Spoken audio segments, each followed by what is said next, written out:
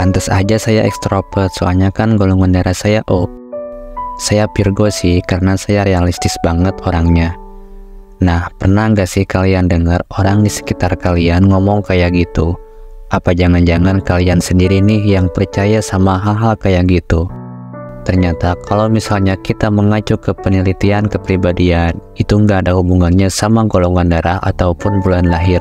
Mungkin tanpa dikasih tahu pun kalian sebenarnya udah cukup kenal sama diri sendiri. Katakanlah kamu mungkin merasa kamu pendiam, bawel, peduli sama orang, realistis, dan sebagainya. Tapi udah seberapa jauhkah kamu kenal sama kepribadian kamu sendiri? Padahal dampak negatifnya kerasa banget kalau misalnya kamu gak kenal secara mendalam sama kepribadian kamu sendiri. Bisa jadi nanti kamu nyesel di tengah jalan karena salah ambil jurusan atau salah ambil tempat kerja yang tepat. Kerjanya nggak cocok ternyata untuk kepribadian yang kamu punya. Itu bisa banget terjadi. Kepribadian dapat mempengaruhi pemilihan jurusan mana yang lebih tepat untuk kamu dan tempat kerja mana yang lebih tepat untuk kamu.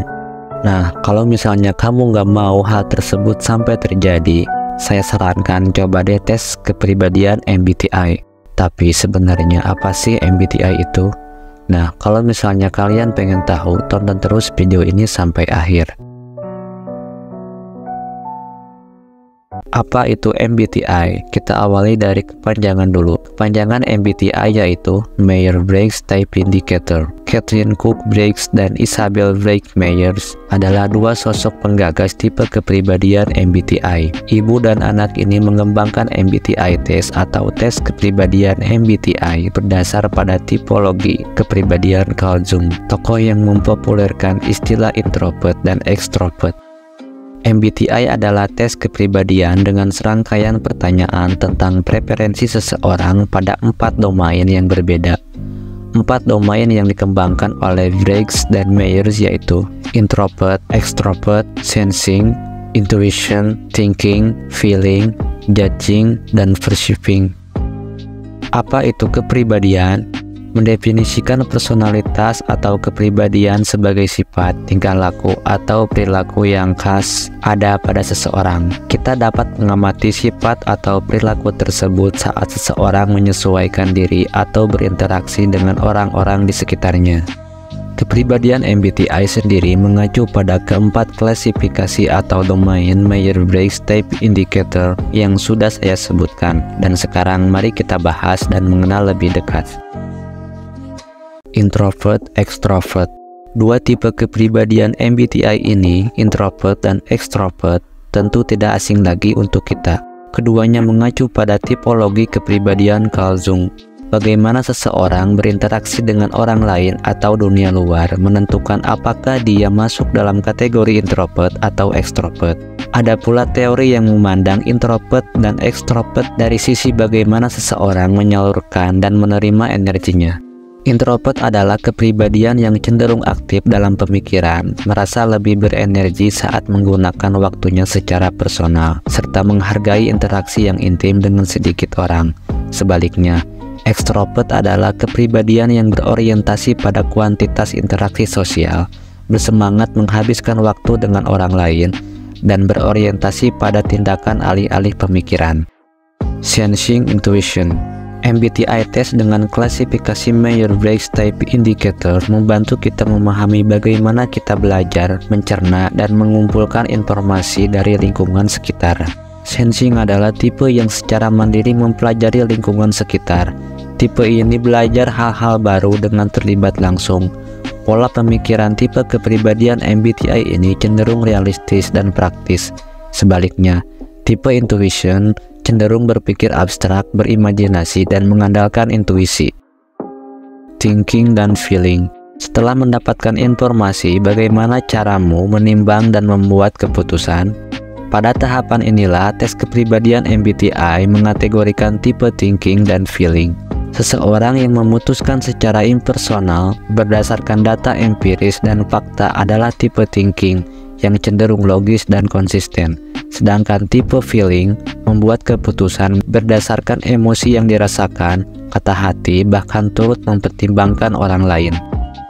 Berikutnya, judging dan perceiving. Setelah memutuskan bagaimana caramu menyikapi dunia luar di sekitarmu, Myers-Briggs Type Indicator mengategorikan tipe judging dan perceiving dalam hal ini.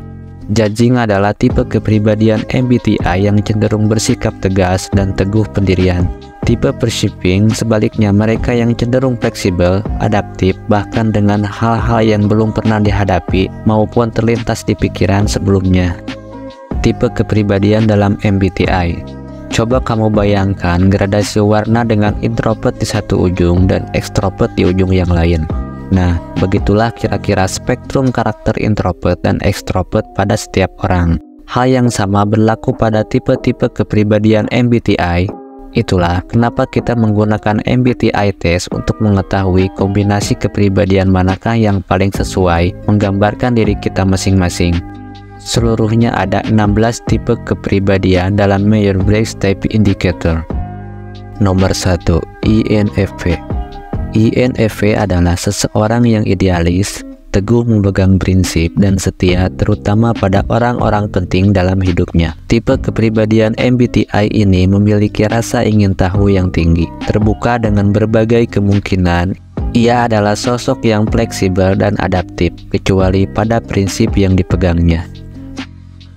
Nomor 2, INTJ. INTJ adalah orang-orang yang dapat dengan cepat memahami pola atas suatu peristiwa yang tengah terjadi, kemudian menyusun perspektif dalam jangka panjang. Mereka mandiri, terorganisir, serta memiliki standar kompetensi dan kinerja yang tinggi untuk diri sendiri dan orang lain. Nomor 3, INFJ. INFJ adalah si pencari makna. Ia tertarik untuk memahami pemikiran orang lain, hubungan antar ide, bahkan hubungan sosial. Punya komitmen tinggi dalam kerja. Tipe kepribadian MBTI ini ingin melayani orang-orang di sekitarnya sebaik mungkin. Nomor 4, INTP. Tipe kepribadian MBTI ini lebih tertarik dengan ide ketimbang interaksi sosial. Mereka adalah orang-orang yang teoritis dan abstrak. Dengan tampilan yang cerdas dan tenang, jika memiliki minat, mereka mampu fokus mendalami suatu masalah sampai menemukan solusi. Nomor 5, ENTJ. Berkat pengetahuannya yang luas, ENTJ adalah pembaca keadaan yang baik. Ia peka dalam memahami prosedur dan kebijakan yang kurang efisien, bahkan mampu mengembangkan sistem guna mengatasi persoalan atau organisasi. Tipe kepribadian MBTI ini tak segan memaksakan idenya. Nomor 6, ENTP. Sisi ekstrovert kepribadian MBTI ini menjadikannya sosok yang belak-belakan. Mereka tak ragu bila harus memecahkan masalah dengan cara-cara yang menantang, namun sekaligus strategis. Tipe ENTP menyukai kegiatan-kegiatan yang menarik dan mudah merasa jenuh dengan rutinitas. Nomor 7, ENFJ.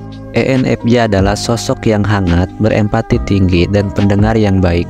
Tipe kepribadian MBTI ini senang bergaul, suka memudahkan urusan dan mendorong orang lain mencapai potensinya. Ia mampu menerima kritik dan pujian dengan baik. Nomor 8, ENFP. ENFP juga karakter hangat. Ia adalah sosok yang imajinatif dengan antusiasme tinggi. Kemampuannya dalam memahami pola dan hubungan suatu informasi dengan kejadian tertentu membuat ENFP percaya diri dalam melakukan sesuatu. Tipe kepribadian MBTI ini sportif, fleksibel, spontan, dan fasih berbicara. Nomor 9, ISFJ. ISFJ itu tenang, teliti, bertanggung jawab, berkomitmen, telaten, cermat, baik hati, loyal, dan perhatian. Sesuatu yang penting akan diingatnya secara spesifik. Kepribadian MBTI ini menyukai ketertiban di tempat tinggal maupun di tempat kerja. Nomor 10, ISFP. Kepribadian MBTI ISFP adalah seorang yang tenang, sensitif, dan baik hati. Mereka membutuhkan ruang sendiri, bekerja sesuai dengan waktunya sendiri, hadir dan menikmati masa kini. Mereka berkomitmen pada ruang atau prinsip yang penting. Mereka berkomitmen pada ruang atau prinsip yang penting bagi dirinya. Karena tak menyukai perselisihan atau konflik, ISFP tak akan memaksakan pendapat atau prinsipnya. Nomor 11, ISTJ. ISTJ berkarakter tenang, serius, teliti, tekun, handal, realistis, praktis, dan logis. Orientasinya pada tanggung jawab dan fakta, mengedepankan logika saat memutuskan sesuatu. Ia menyukai pekerjaan dan kehidupan yang tertib dan teratur. Tak heran bila sosok ini loyal dan memegang teguh tradisi. Nomor 12, ISTP. Tipe kepribadian MBTI ini berkarakter toleran dan fleksibel. Ketenangannya dalam menganalisis membuatnya mampu bertindak cepat menemukan solusi. Berminat pada hubungan sebab dan akibat. ISTP dapat mengolah fakta secara efisien dan logis. Nomor 13, ESFJ. ESFJ adalah karakter yang suka bekerja sama dalam lingkungan yang harmonis. Mereka mampu memahami kebutuhan orang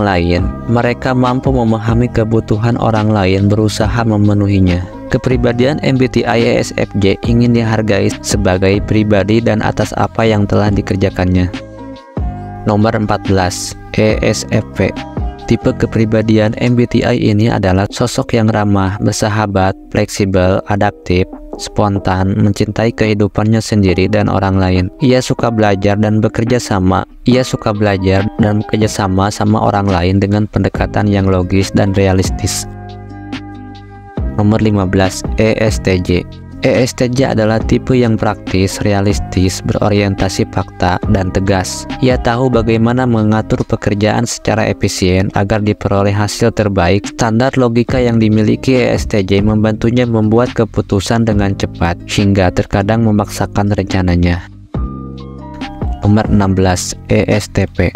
Kepribadian MBTI ESTP adalah sosok yang fleksibel dan toleran, suka menjalin berkomunikasi aktif.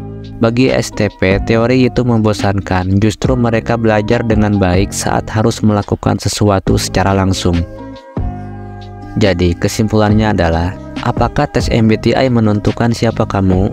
Tidak, tentu saja tidak. Nyatanya, tes kepribadian MBTI dapat berdampak negatif ketika kita membiarkannya membatasi diri kita. Bukankah setiap orang itu unik dan berbeda?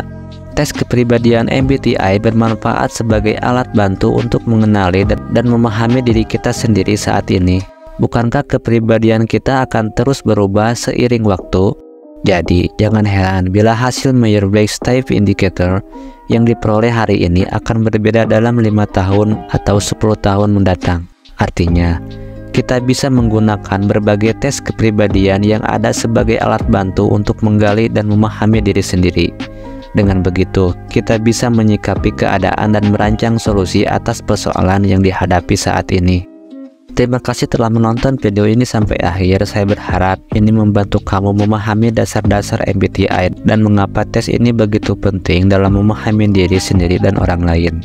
Jangan lupa buat like, share, dan subscribe, dan nyalakan lonceng notifikasinya agar kamu gak ketinggalan video menarik berikutnya.